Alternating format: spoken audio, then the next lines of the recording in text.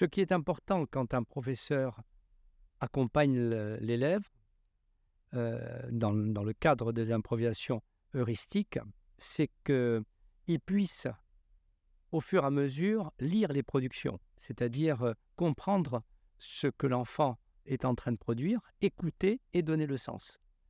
Et pour ça, donc, il faut qu'il fasse table rase de tout ce qu'il sait, donc qu'il procède à l'ignorance active et qu'il écoute ce qui se passe vraiment, indépendamment de ce qu'il pourrait attendre, hein.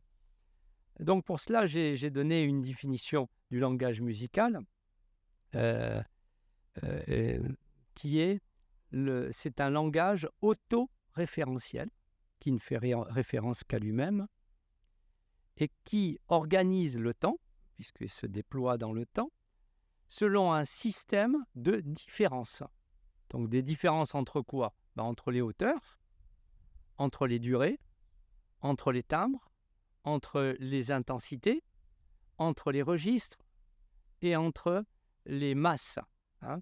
Donc, quand un enfant, un bébé de 10 mois, de 11 mois, tape avec toute la main et avec un doigt, on pourrait dire, il fait n'importe quoi. Non, il est en train de réaliser un langage musical qui se porte sur la différence entre les masses. Il fait une masse de son et une note. Et on remarque qu'il est en train de faire une différence de masse entre le moment où il joue avec toute la main et le moment où il joue avec un doigt.